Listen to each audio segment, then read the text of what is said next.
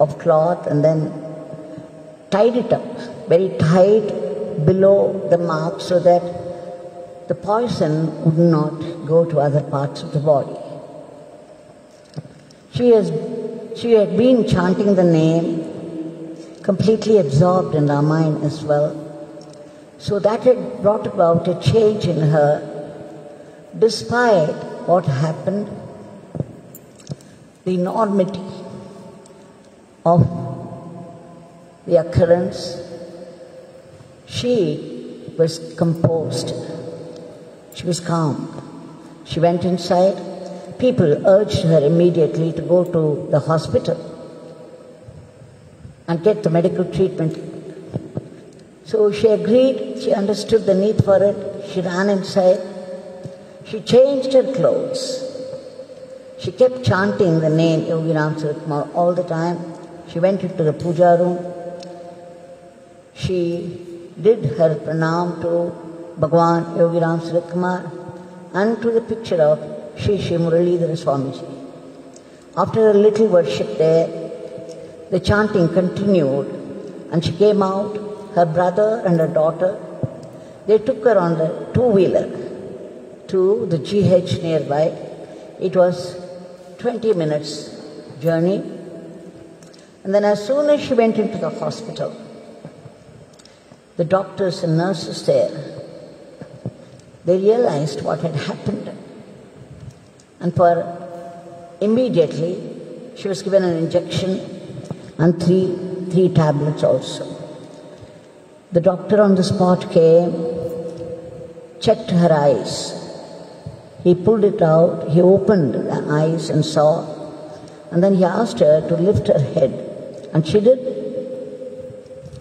She was able to do that. She swallowed 2 tablets because she had to do it immediately. She did that. But when she took the 3rd tablet, she realized the 3rd tablet was not going down.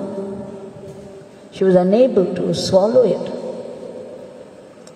And what was more, she was becoming breathless. She could not talk. Also, she made a gesture with her hands to the people present there that she was unable to swallow. And immediately, as soon as this was reported to the doctor came fast and attended on her, and that was just the time she was slowly sinking. And what was more, her eyes were going up there, and there was foam in her mouth. But she was still conscious, and the nama was going on inside. Despite all that was happening, she was still conscious of what was going on around, and she continued the nama. Her heartbeat, and she felt even the other parts of the body were slowly coming down, but Bhagwan's nama continued as strongly. Just see, how could this happen? She was so conscious that she even prayed, Bhagwan, I have been wanting to do the service of flowers to you all my life, but if you should decide otherwise, put an end to this, I will accept it as your blessing. Now, for someone who has been bitten by a snake, going through endless pain, with foam in the mouth, the eyes had already gone up, and she was slowly losing her consciousness. If she could still pray like that, what could it mean? Amazing that somebody could still keep her nama going and make a prayer like this. She cannot be an ordinary woman. All her service, every day service with dedication and devotion to Bhagwan was coming to her help at that time. keeping her conscious and projecting this prayer. It's fantastic. The doctors, the story of the doctors and nurses is different. Now, they were all very agitated. They knew what was involved, and therefore they started the treatment immediately. As she was sinking slowly, losing her consciousness, she felt something being pressed upon her nose and something being pressed upon her chest as well. Now she lost her consciousness completely. No nama chanting, no prayer, everything was gone. She was still breathing, and whatever happened afterwards was reported only by her people who stayed on. The next 1.25 hours, the struggle to keep her alive was going on, and they put her on the ventilator. And then the first thing they did was they emptied her stomach, because it may still contain food poisoned.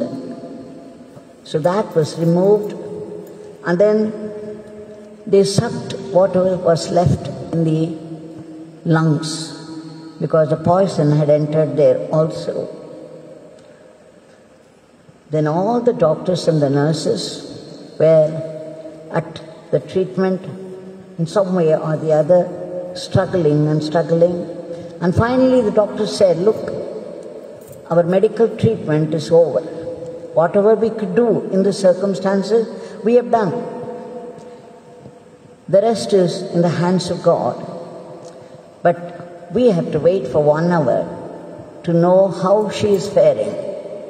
So it's only 1 hour after I can tell you whether she would survive this attack. Otherwise, you people have to take her with the ventilator on and go home. We can do nothing more about it.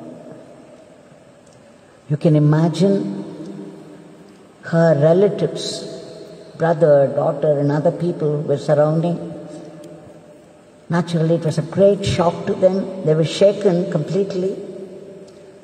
But they continued the Nama together, and now desperately they continued. They went on and on and on, praying and praying with all their being. Bhagwan, please save her, please save her. That was the repetition, and then there was the repetition of the Nama. So 1 hour passed completely in prayer and combined Nama chanting, and after that, wonder of wonders, by pure grace of Bhagwan, Lalita's eyes moved slightly, giving hope to everybody. So now the Nama continued more vigorously than before, more strongly than before, with hope and cheer in their heart. And then slowly she regained her breath, and the doctor, who was watching her all the time, heaved a huge sigh and said, "Oh, she has survived. No, nothing more to worry about. But she has to continue in the hospital for 2 more days, and we will continue the treatment for her, but she has crossed the danger." So, once again, just think of the situation, put yourself there, either as a relative of Lalita or as Lalita herself. What a marvel! What a wonder! How could this happen? Continued Nama chanting, continued prayer has done the miracle. Now the next 2 days she stayed. She says, half humorously, every nurse, every doctor kept coming to her to tell her, "What a wonder! How strange you have survived. We have never seen a case like yours. How is it that you have survived? You are still alive." And then they would go on to a lengthy description of how the doctors and nurses and everybody in the hospital were anxious and struggled on to revive her. Now 2 days over, the third day, they shifted her to an intensive care room, and there even the watchman came and told her what happened.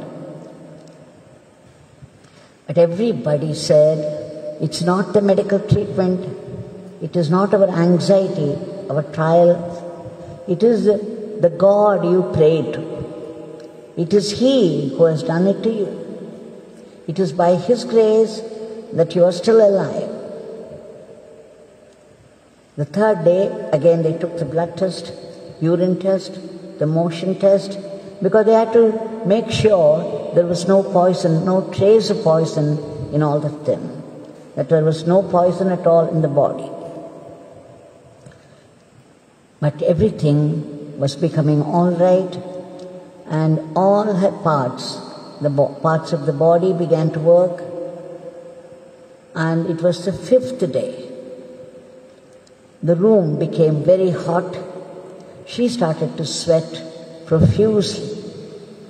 There was so much sweat, unusual. It is one advantage when the sweat comes out, all the toxic substance of the body, they come out in the sweat. So it's good to sweat. That's why God has given us summer. Everything that God has given us is only to assist, to help our health condition. These seasons have to be there, and our reactions of the body to the seasons must continue. Now here, where she was put, it was so hot, she sweated profusely, and it helped her further, though she was unable to tolerate it anymore. The hot was too much, the heat. She could not bear it. But then again, just see, because the Nama was being continued by her all through these days, all through these tests and treatment, that she thought, okay, even this has been given to me by Bhagavan, and whatever He does is only for my good. So I shall accept it. It's a wonderful attitude. I wonder how she developed this. It takes quite some preparation of the mind, especially when the circumstances are demanding otherwise, that you should be able to keep your calm and your prayers as well. She was cool in her attitude, though outwardly she sweated profusely. Now the doctor said, didn't the doctor say that she had to continue for 5 days in that intensive care? Now 3 days had already gone. Though on the third day, she wrote a letter to the ashram in Tiruvannamalai and also to the ashram of Shri Muralidhara Swamiji.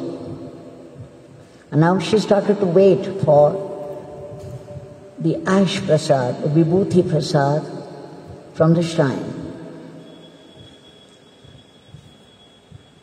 After 5 days, she was discharged from the hospital, but one would think that the problem was over completely and that she had bounced back to health, but it was not so.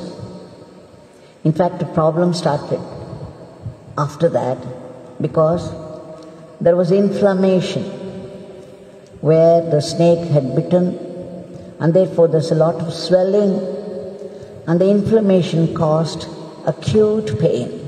She was unable to put her foot down at all. But she went home, they gave her antibiotics, and they tried out several antibiotics, but the pain would not stop. In fact, the swelling became more and more, that at one point she was unable to bear it at all. In the meantime, a devotee of Sri Guruji said, there is a doctor in Virudhunagar, why don't you go and see him? So she went all the way to Virudhunagar, only to be told that the doctor had gone to Shivakasi. And the doctor had referred another doctor there in Shivakasi, so she went back to Shivakasi and waited for 45 minutes, again only to be told that the doctor had gone to Virudhunagar. Now why I mention this, when a bad karma of the past janma begins to bear fruit, so many such negativities happen. Unnecessary roaming, wandering, expenditure, pain from either the body or from the people around, all kinds of negativities will become active. It's all part of the karma, what we call fate.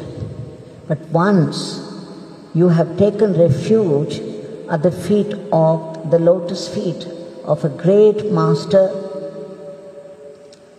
75% of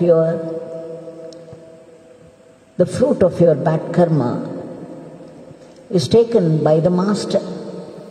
It's only 20-25% you have to go through. But even that 20-25% is too much for us, that we scream.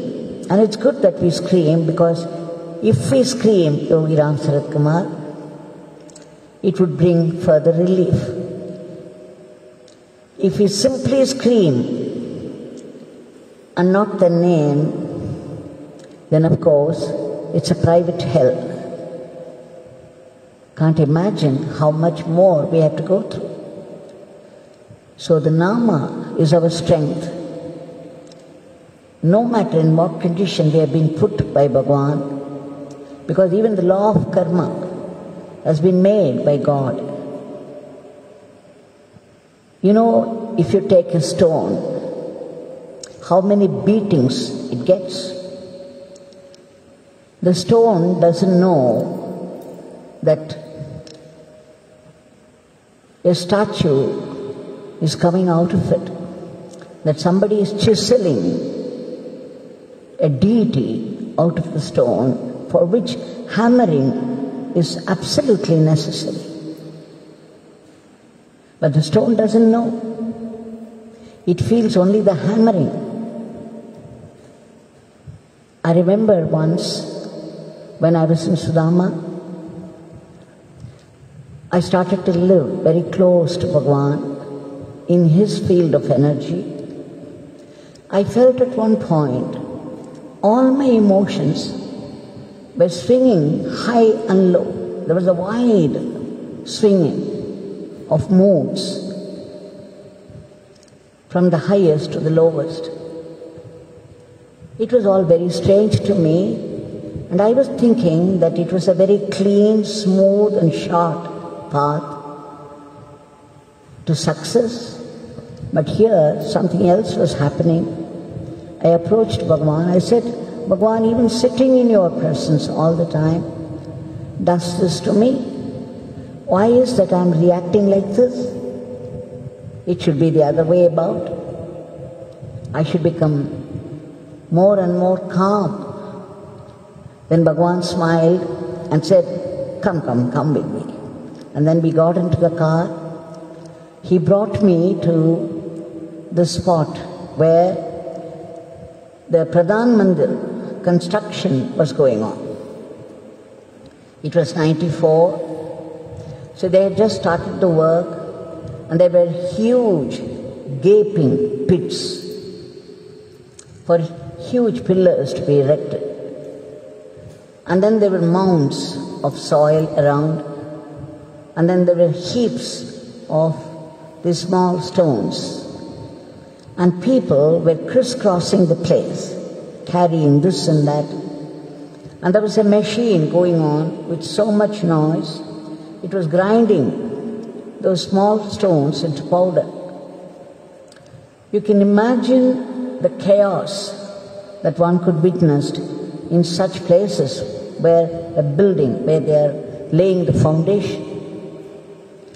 Bhagavan said, he smiled and said, Devaki, do you see how chaotic it is, how disorderly?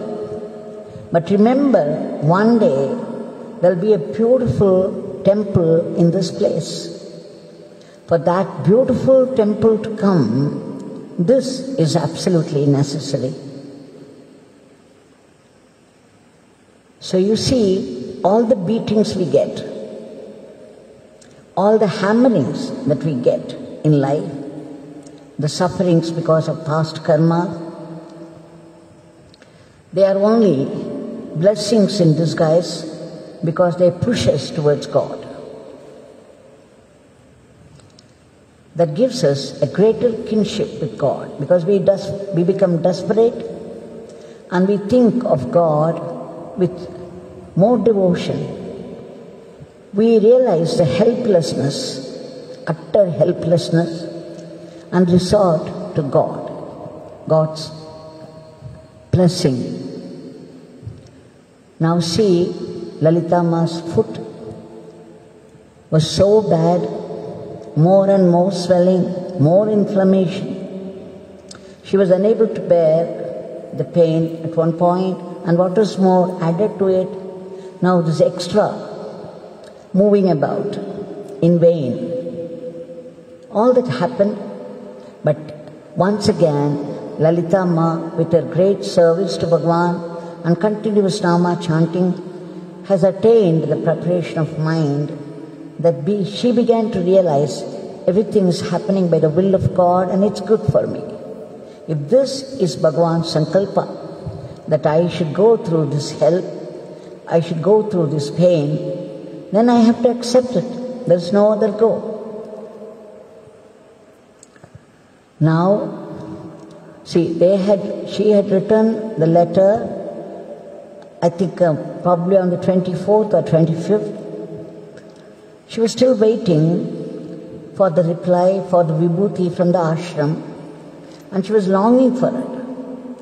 A letter takes about 2 days to reach the ashram, and then 1 day to be kept at the feet of Bhagavan with a prayer, and then the reply takes again another 2 days. So it will take at least 4 days minimum. On the 30th, she promptly received the Vibhuti Prasad from the ashram, to her great delight. Now immediately there was a wonderful change in her body and mind. She felt so happy. She felt a new strength, a new happiness, and she decided now all that swelling and pain, everything would go, that she would soon be back to normal. So 30th was the 12th day. She went to the doctor. Of course, she was unable to walk. You know what the doctor said, looking at her foot? Now we have to peel the skin of your foot. Just imagine, peeling the skin of our foot. Can you even imagine it? Sometimes when we get into a wrangle with somebody, we threaten, I will peel your skin. You see, I will peel your skin. Now this is literally happening here. The doctor said we have to do it. If we do that, the swelling will go. Because even the skin was affected by the poison. So that had to be removed for her. So the doctor said that. And just when he started to write the medicine for that, he said, Amma, I'll give you some tablets and injection so that you'll be able to bear the pain. She said, Doctor, is it necessary? I will go through the pain. The doctor said, no, you cannot do it. You cannot imagine this. And when the doctor was about to write the medicine, out of nowhere, all of a sudden, a butterfly came. What was more, its direction was specific. Its movements were specific. It went straight to Lalitamma, went round her, and it came straight to the doctor then.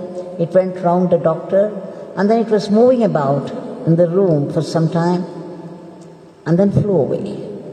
Now Lalitamma had new strength in her body, new hope, new cheer, and she is very, very sure that everything is going right and she would soon be out of it all.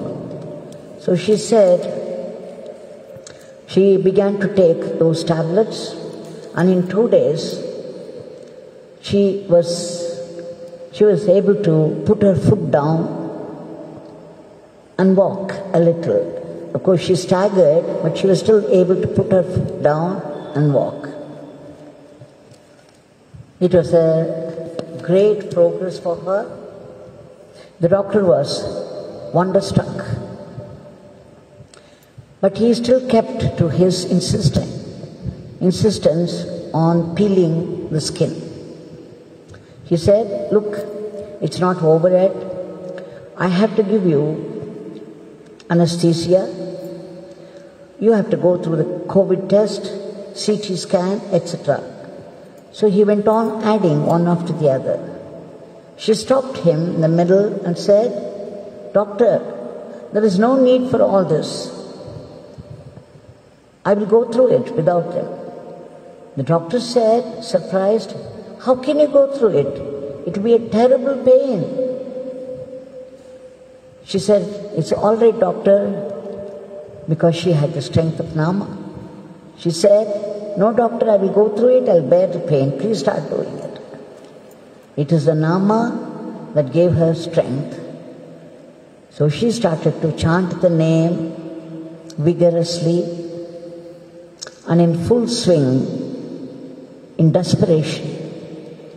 She says, the doctor gave an injection, but despite the injection, when he touched the foot, there was pain.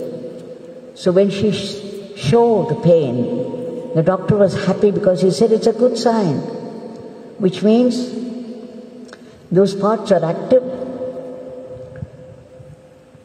And then he did what he had to do. He removed the skin, and then 15-20 minutes, the peeling of the skin was over, and Lalitamma says, with great determination, I had no pain. I did not feel any pain because I was chanting the name all the time. And I was thinking of Bhagavan, I was holding on to his feet, and I got absorbed in my Nama chanting. I did not feel the pain. Just see, it's not the details that are very important here, one after the other. I'm sure at every level it must have been a hell, one kind of hell or the other that she went through. But all through that, amazingly, she had shown a great mental strength, resilience. This is God-given. This must have come only from her association with Bhagavan, her Nama chanting. This is what she admits herself. And then after that, they dressed her up and said, every alternate day you come to the hospital, get the dressing done, and you will be all right. Everybody in the hospital, every relative, every friend, every neighbor said to her it was a new birth for her. Of course, she knew it. It was a new lease on her life. And she became more determined now, more dedicated. She kept telling Bhagavan that the janma that you have given to me, the life, the new lease on life that you have given to me will be spent completely on my service to you. It will be spent on your service. She vowed with renewed strength, dedication and devotion. So this is the story of Lalitama, which tells us many things. That despite our devotion to God, devotion to the Guru, despite our continued Nama chanting, our past karmas will start to bear fruit. The bad karmas will start working, will start playing up, which is what we call fate. We have to go through a certain suffering, definitely. But if you have taken refuge at the feet of a great master, and if you continue remembering his name all the time with prayers, you can be very sure it's only about 20 to 25% of the effect of karma that you have to go through. Even that may prove to be too much for us. Nevertheless, it is grace. Just imagine what would have happened without the Nama chanting. She would not have survived it at all. It was a vicious bite from a poisonous snake. Nobody could even imagine that even people would attempt at reviving her. Such was the case, but it happened and she survived. She survived purely by the grace of the Nama. So let's face these challenges of life with great strength, the strength given by Nama, the strength of our great master, the strength of our devotion. This is the only way. There is no other resort. And this is also the purpose of life. The purpose of life is only constant remembrance of God. If we don't remember God and take it easy in life, there would come a certain circumstance where you would be reduced to utter helplessness. And then you will be forced to take resort to God. So it's better, even when we are healthy, when we are in good condition, to take to the Nama chanting and draw our strength and new life from that. Now this Bhagavan, who did all these wonders amazingly, is here right in front of us. Let us submit our today's prayer at his feet. Bhagavan, just as you saved Lalitama, now we beg you a million times for your immediate divine intervention to free all those people who are in the monstrous grip of this virulent virus. Please save them. Give them relief from the virus and bring back normalcy in every aspect of life. Bhagavan, we beg you again and again for uprooting the panic from the hearts of people and all other negative thinking. And the rapid spread of the disease should be stopped immediately, and this could happen only by your grace. We beg you again. And all those people who are still in the grip of this, expecting proper treatment, we beg you again and again to reach out to them with your grace and do the needful so that they get proper treatment, get well soon, and return home safely. And all those great, great soldiers who are marching on despite all the discomforts. They've forgotten their food, forgotten their sleep, and laboring hard day and night at the very risk of their lives, just to save other lives. It's a great tapas for all these people. They don't need any other tapas. They will be blessed by God, and we seek your blessings for the complete protection and all-round welfare. And also, we beg you for a boost to our economy. And of course, above all this, constant remembrance of your name and the attitude of gratitude and the blessing to be a fitting instrument in your hands, even while we go through our life as an offering to you. Bhagwan, above all this, we seek that great, huge blessing from you, by which the purification will take place in us, that we go through the transformation to be able to see only your presence and your grace in every happening of life. Jai Raviram Sivakumar.